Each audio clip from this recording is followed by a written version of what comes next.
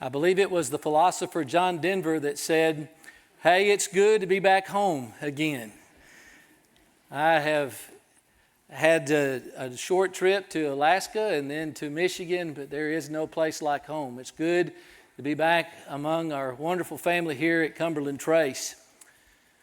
You were just reading in Hebrews chapter 11, the Hall of Fame of Faith, as it is so commonly called, and we're in that part of the chapter, in that text, where you saw some of the rest of the who's who of those Old Testament heroes. In the first part of the chapter, you're reading about some of those major characters in the book of Genesis, especially. And we see their faith, and we always see it all the way up to Moses, and then it kind of skims over the conquest period all the way through the Old Testament. There is a name that you don't see in Hebrews chapter 11. His co-worker is found there. Joshua is mentioned 3 times. But even though Caleb's name is not found there, there could not be an Old Testament character that more reflects what New Testament Christianity ought to look like more than Caleb. It's interesting to look at what his name means. It seems to be from a form of the word Caleb. And that word Caleb is translated dog, to yelp. And so the idea that kind of comes along with that word in its various forms is this idea of tenacity.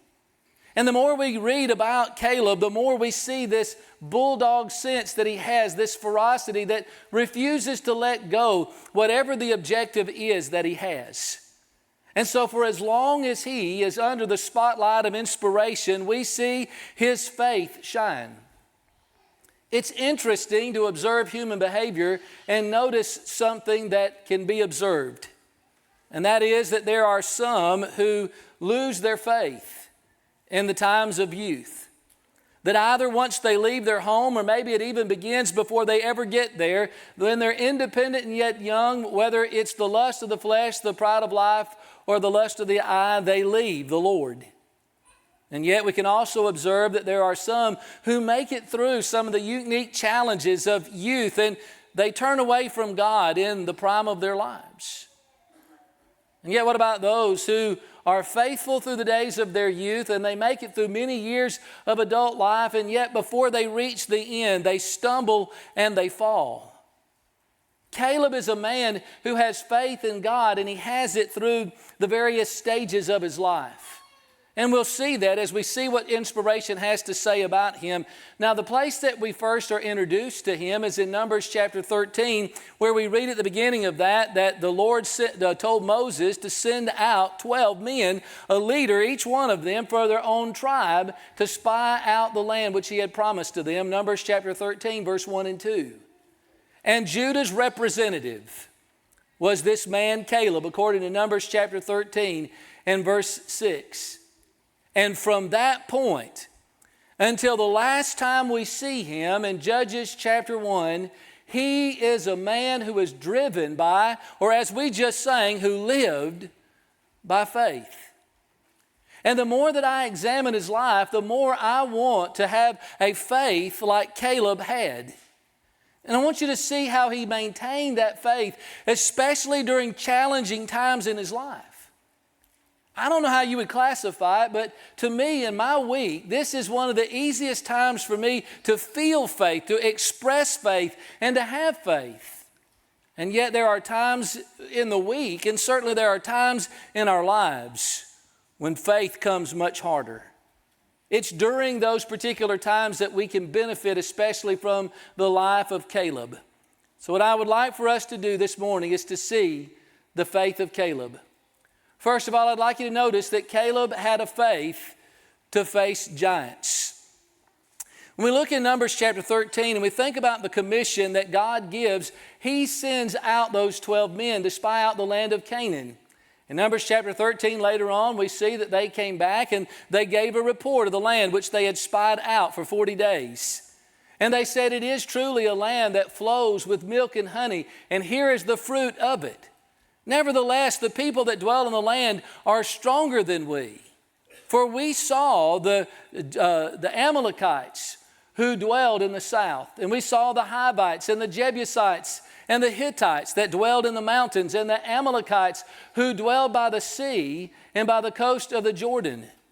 And we were in their sight as grasshoppers. But Caleb stilled the people before Moses and said, "Let us go up at once and possess it, for we are well able to overcome it."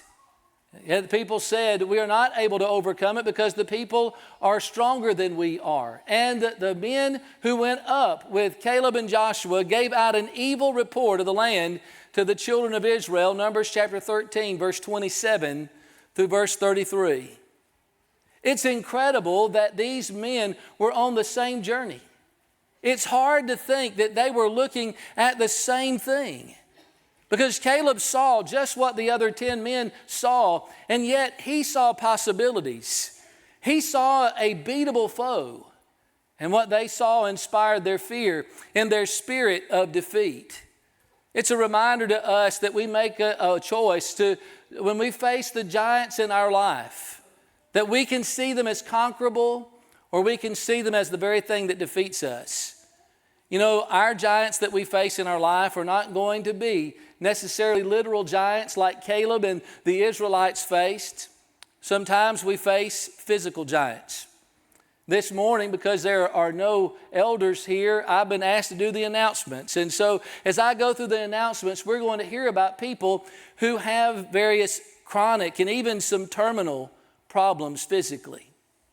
There are going to be some who have, as the Apostle Paul would put it in 2 Corinthians 12 and verse 7, they're going to have a thorn in the flesh. But not all the giants that we face are physical. Sometimes we face giants in our life that are spiritual in nature. It could be the giant of fear or of worry. It might be the giant of addiction. It could be the giant of worldliness. Or maybe it's the giant of temptation. We face giants in our lives as individuals. In our individual lives, we may face giants as we feel the pressure of the culture around us, or maybe in the midst of our own family where we feel insignificant and we feel like that there are obstacles that are facing us that are insurmountable. Sometimes churches face giants when it comes to budget time, or when it comes to facing something like church discipline, or if we're tempted to water down the truth of the gospel. Those giants that we face in our lives are not common or not unique to us, but they're common to all. 1 Corinthians chapter 10 and verse 13. And so when we're facing our giants, how are we going to be? Are we going to be like the majority report? Are we going to be like Caleb and Joshua? You know, I think about another individual in the Old Testament that faced his giant. And when we see David with Goliath, what he does is he goes and he collects some stones and he takes his slingshot. He is a shepherd in his background, and he goes up against him. And I think we learn a lot from what David does on that occasion, because when we face the giants in our lives, we have the ability to pick up our own stones and face our giants. When I think about David, and he collected his stones, he collected the stone of the past. In 1 Chronicles chapter 16 and verse 12, it's David that says, "We behold the wondrous deeds which you have done." David could say when he goes up against Goliath that God delivered me from the paw of the lion and the paw of the bear, and he will also deliver me from you. I want you to think back to your past. There have been times in which you have fought some formidable foes, and it seemed like they were bigger than you are, and you appealed to God and you asked Him to help you, and He helped you to overcome. And so we've got to pick up sometimes the stone of the past and remember what God has done. When I look at David, he also could pick up the stone of prayer. In Isaiah 26 and verse 3, "Put your trust in the Lord, and those who trust in Him are not going to be forsaken." Go to the Psalms and read David's prayer life. David, when things are going well, is offering up praise to God. But so often in David's life, whether he's running from Saul or running from his own son, or is facing the inevitable problems of his own sin, Psalm 38 and Psalm 51, you find David on bended knee relying on God. Sometimes when we're facing our giants, the first thing we need to do is to pull out of our bag that rock, that stone of prayer, and call on Him. But then there's also the stone of priority. It's interesting that when David squares off against Goliath, in the dialogue that they have with one another, he says that you're going to see, 1 Samuel 17, 47 and 48, that the battle belongs to the Lord. It's not to the strongest, it's not to the biggest. I don't know about you, but I need that reminder sometimes. Because it feels like the foes that we fight in our culture and in our lives seem so much bigger than us. Do we see it as a means for us to just give up? Or like David, can we say, you're going to see through this that the battle belongs to the Lord. He'll help me to win. And akin to that, we can pick up the stone of passion. It's remarkable that this little David, in facing the giant Goliath, when you read how the narration goes, he is not running away from him, he is running toward him. And if we really have a faith like Caleb's, when we face our biggest challenges, instead of cowering in defeat, let's run toward them because we're not running alone. God is with us as we do so. And then there is the stone of persistence. You know, I've read this account on several occasions, and I don't want to make too much of it, but how many stones does David pick up? He picks up 5. He uses one of them on Goliath. But when you begin to look into Goliath's family tree, look at his family, did you know that there are 4 other giants in his family?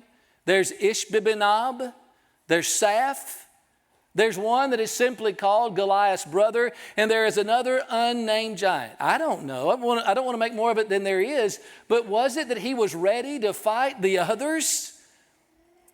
You know, Caleb doesn't have a slingshot and he doesn't have stones, and yet he is armed. And if we're going to have a faith like Caleb, we also need to be armed. And John tells us how we're to be armed in 1 John chapter 5 and verse 4. This is the victory that overcomes the world, even our faith. Caleb had a faith to fight giants. And I can't go very far in my life before I myself am facing some giant, something bigger than I am. And I've got to have a faith like his to defeat those giants with God's help.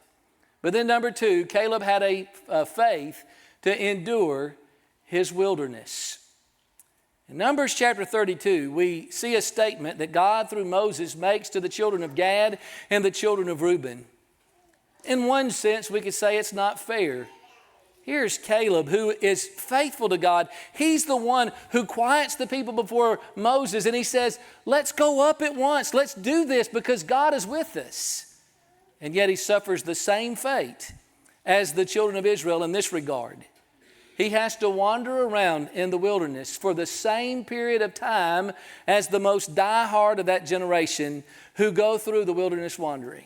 We can read in Scripture in Numbers 32 and verse 11, and we can find that they wandered around 40 years. God says why?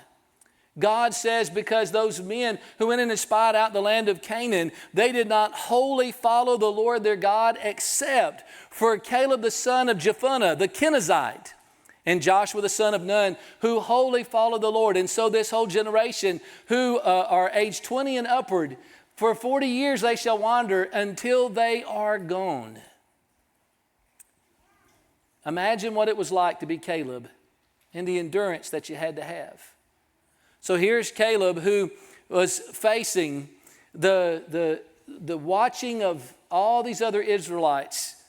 There are at least 6 different occasions that are recorded for us in the book of Numbers where God punishes them for their complaining and for their faithlessness. And on most of those occasions, thousands of the Israelites are struck down by God in those particular times. Can you imagine? Is Caleb among them? How far is he from them? When God decides on that day, I've had enough of their unrighteousness and their disobedience. He saw all of that. But think about the rigors of going through a wilderness wandering. What was it like in a typical day? You're setting up camp. You're having to provide food and water. You're going through the extremities of the weather. Sometimes there's drought. It has to be in 40 years. Sometimes there's storms that come along. There are going to be heat waves. And all the same time, through the grind of every day, maybe the guy who's pitching his tent right next to you is doing nothing but grumbling and complaining. Caleb could have given up. But he had a faith to endure the wilderness the whole time in that 40 years. I don't know how many boxing fans that we have in the audience, but one of the biggest fights of the 20th century was between Sugar Ray Leonard and Roberto Duran. It was in the New Orleans Superdome in November of 1980, and what an incredible fight that it was. It was a rematch of an earlier fight. And in the first fight, Duran had beaten Sugar Ray Leonard, and yet they're fighting again, and Duran had won 43 fights in a row. In fact, he was 73-1 when they got in the ring together. And in 8 rounds of hard fighting, it was a very close fight. According to the judges, on their scorecards, only a point or two separated the two fighters. And then at the beginning of the 8th round, the unthinkable happened. Roberto Duran turned to the ref, and he said 2 famous words: "No mas, no more." He wasn't injured. He wasn't cut. He was frustrated. A Hall of Fame boxer who wins well over 100 fights in his career. And despite all of that, when people talk about Roberto Duran, if they know him at all, the first thing that they think of are those 2 words, no mas. They think about the day that he gave up. In the wilderness, the 10 spies, they gave up after 40 days. The children of Israel gave up somewhere along the way. But Caleb never gave up.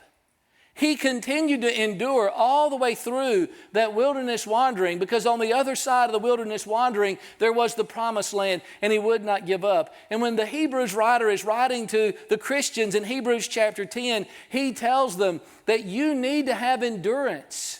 Because in a little while, if you don't give up, he that comes will come as he has promised, and he will not tarry. Hebrews chapter 10, verse 35 through 37. When we think about this wonderful church family, whether we think of it in terms of it being called the Lehman Avenue Church of Christ, or if we're talking about the Cumberland Trace Church of Christ, same congregation, different locations, different names. You think of some brothers and sisters in Christ who were once among us, who were once living the Christian life, but now they have given up. Is it possible that there are among us those who are still perhaps sitting in a pew, but we've just given up and we're living like the world? Is it possible that we may be here today and among one another, but we're fighting despair and we're living without hope? Caleb would call to us from beyond the grave, and he would say, I want you to have a faith to endure your wilderness. How long is it going to last? How long will you have to go through this? I don't know. But I do know that it will come to an end. And so you've got to have the faith to endure your wilderness. But Caleb also had a faith to climb mountains. You know, we get through that terrible period of 40 years, perhaps the low light of the Israelite history. And when they get through on the other side of the wilderness, there's the promised land. And here you have the various individuals in that next generation along with Joshua and Caleb, and they're going in and they're taking what God has promised them. What's remarkable to me is Joshua 15 and verse 14, that for Caleb this meant Kirjath Arba, named for the biggest giant in the land. That's his allotted territory. And by the time it's all said and done, Caleb drives out an entire family of giants. And when we think about the fact that he is trying to get God to make good on a promise that had been made nearly a half century before. You remember he goes and he spies out the land in Joshua chapter 14, verse 7 through verse 14. Caleb says to Joshua, you remember how the other spies, they made the heart of this people melt? But I went, and on the place where my foot stood, God said, I will give you this inheritance to you and to your children forever. He says, now here I am, 85 years old, and I feel as good as I did then. For these 45 years, now give me this mountain of which the Lord spoke to me. It's incredible to think that through his entire lifetime, he never lost his passion for doing the will of God. When you look and you see him here, you see one who believed God, verse 12, but you also see one who was listening to God and thus acted out of that, verse 10 and verse 11. One who was optimistic, and he was 85. As I look out this morning, I realize I'm not making any judgments, but there are probably a few of you who are older than Caleb was on this occasion. In fact, I know that there are a few of you. And maybe you're not quite that old, but you find yourself in what we might call the golden years of life. And maybe you've reached a point in your life where you feel like I have nothing of value to contribute to the Lord. That my best days of service are behind me. That the church doesn't need me for anything else anymore. I'm so thankful, and there's so much more specific detail to be said about this, that our elders and some key individuals in this congregation are striving to organize a seniors ministry where we can leverage the good that you still have to offer the Lord. Will you notice that here is Caleb at the age of 85? And he's not just checking out, and he's not just bailing it in. He's saying, give me another mountain that I can climb.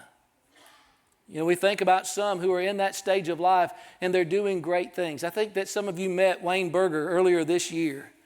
And Wayne Berger is 82. He went to school with my dad. And Wayne decided, because the altitude was too high for his wife, she was having breathing problems, that they needed to leave their work with the school and with a mountain church in the mountains of Colorado. And they decided at that tender age of the early 80s that they would go and they would buy a house that needs complete restoration. They would go and they would start working with the church in an entire county of 60,000 people, had 4 Christians. And they would organize a mission effort to try to take the gospel to the sparsely populated for Christians Northeast.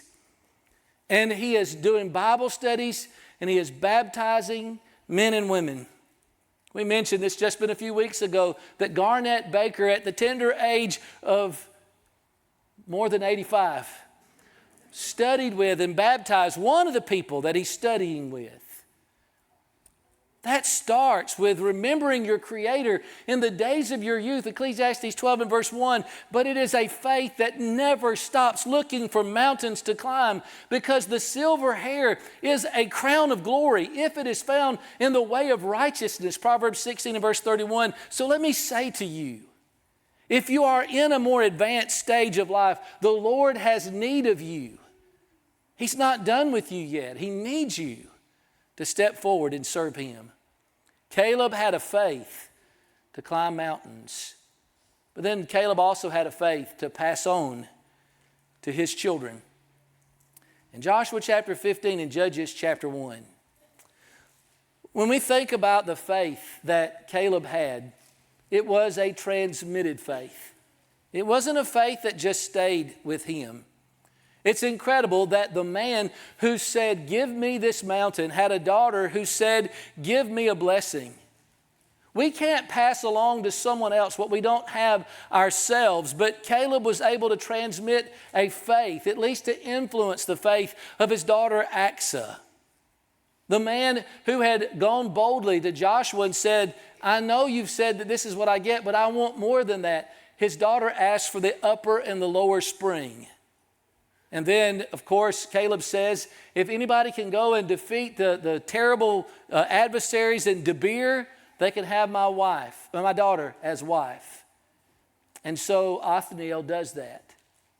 You know who Othniel is? Othniel is not just a relative of Caleb's. And he's not just the husband of Achsah. He is the first judge in the period of the judges. We read about his work in Judges chapter 3, verse 9 through 11. He's the first to defeat an oppressing enemy, the Mesopotamians, during the entire period of the Judges. And in his reign or his rule or deliverance, there are 40 years of peace in an entire 300 plus year period where there's almost no peace. And I have to ask myself, what impact did Achsah, his wife, have on him? If it's like any other situation I've ever known of any man who achieved anything of spiritual significance, almost always there is a faithful woman behind him who is with him and who is a partner with him in faith. But what we see is Caleb passing along faith. I realize that there are sometimes situations where a mom and dad may live their faith and be consistent in it and to try to live righteously before God and yet have children or a child who does not imitate that faith. And this is such a challenge, generation by generation, that parents have got to impress their children with their faith. And then those children have got to own their own faith and pass it along to their grandchildren. Somewhere along the way, sadly, whether it was Caleb or Oxa or somewhere, somebody didn't do this. Because the entire land at some point is filled with individuals of whom it was said that they did what was right in their own eyes. But what can I do to do my very best to pass along my faith, to share my faith with my children? Number one, we have got to be what we project and claim to be when we're at church and when we're among other Christians. Hypocrisy has been the death knell of many a child's faith.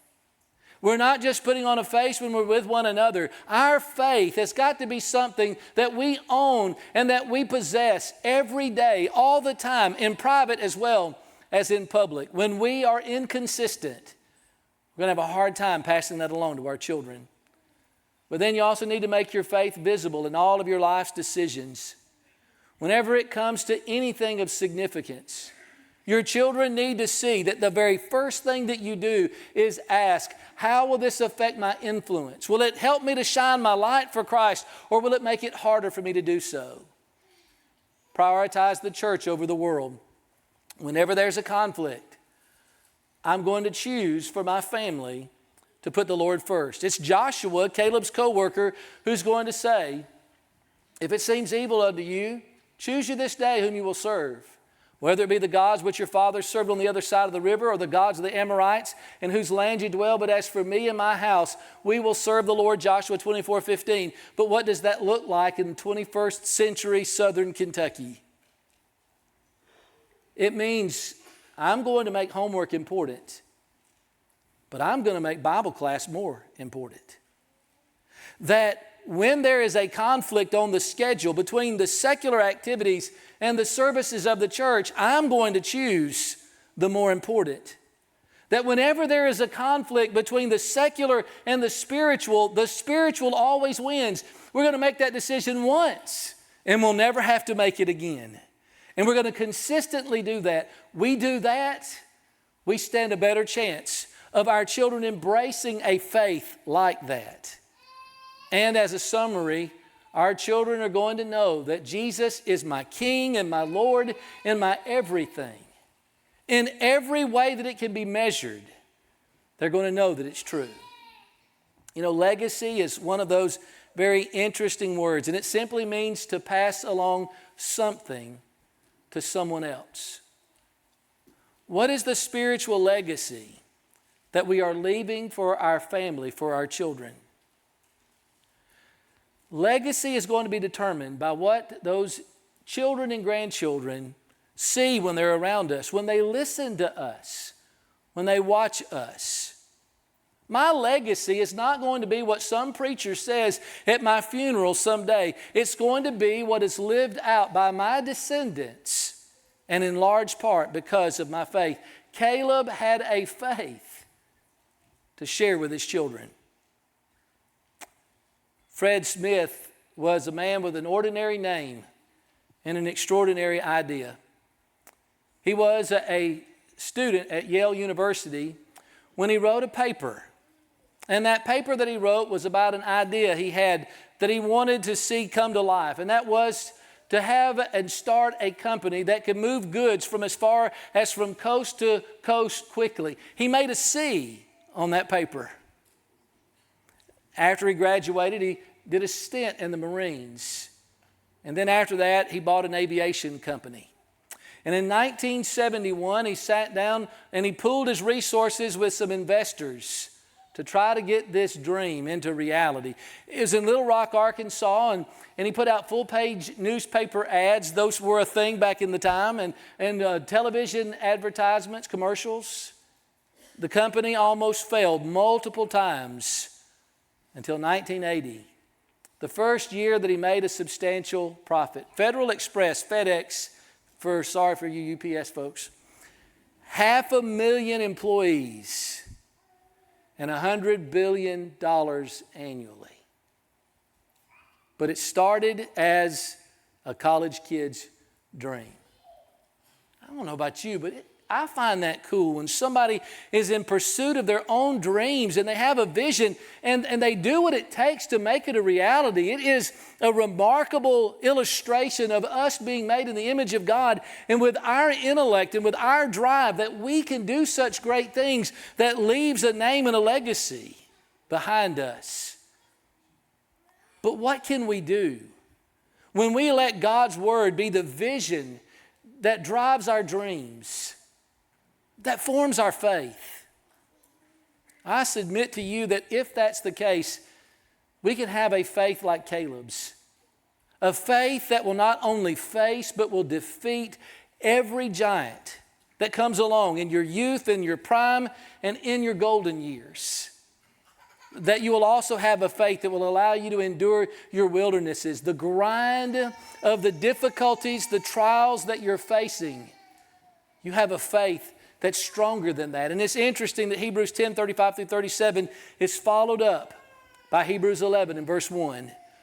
Faith is the substance of things hoped for, the evidence of things not seen, and by it the men of old gained approval. And Caleb was one of those men. You also have a faith to climb mountains. Nothing is impossible with God, Luke 18 in verse 37. And you have a faith that can live on after you're gone through your children and your grandchildren. You know, 1 Corinthians 14, 15 says, I will sing with the Spirit, I will sing with the understanding also. You remember one of the songs that Jared led us in? I'm glad he did. My eyes are dry. Did you walk through the progression of that song? In the first two verses, a struggle is being presented that I find myself going through the motions. I'm struggling spiritually. And what can be done to cause that to change in my life? And that third verse says that when by faith we make what Christ did for us a reality, and we are striving to walk in the light and to live that, makes all the difference. Every one of us is in one of those two places. We're either singing the first two verses or singing the last. If I can speak to those of you singing the first two verses, it doesn't have to stay that way. It changes when we come into Christ, Galatians 3:27, and it changes again if as Christians we find ourselves struggling and walking in darkness if we come back to the light, 1 John 1 and verse 9. The song that we're going to sing here in just a moment is a song to encourage you if you find yourself in a need to make a change of condition or state, where as you go from one outside of Christ who acts on faith in the sacrifice of Jesus, repents and is baptized, you can be added to the body of Christ, your sins washed away. We would love to help you to do that today. And if as a child of God you find your faith is flagged and you're not enduring and you need to turn that around, allow us to pray with you and for you as you strive to make that change in your life. If we can help you, we'd love to do so right now as we stand and sing.